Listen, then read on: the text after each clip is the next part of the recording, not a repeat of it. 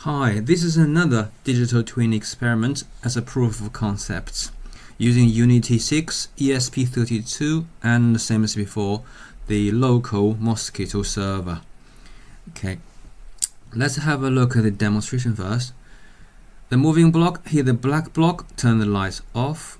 Hit the green block, turn the lights on. There are two lights, green lights and LED at the bottom, red LED. Okay, on and off. Please note the word on and off updating on the left panel. That's the signal being transmitted from Unity to the real world.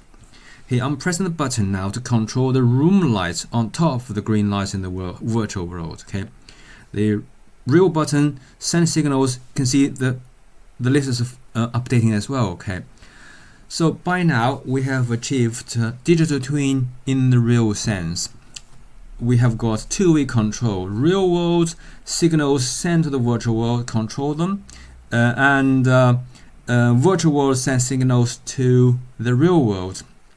Okay, unlike the Raspberry Pi version before, which we can only send signals to the real world because we couldn't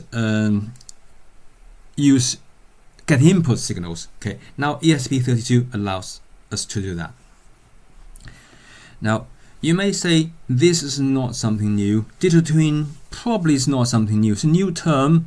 The idea is not new. Just like the old ways, like always, we've been trying to control equipment remotely, and you still have this control room dashboard in your control room on the window. Okay, like DLR. Okay, but because of the technology advancement and like a virtual reality, like game engine, 3D modeling, we can do it in a much better style. So hopefully next time I'm going to make something useful rather than just as a proof of concept.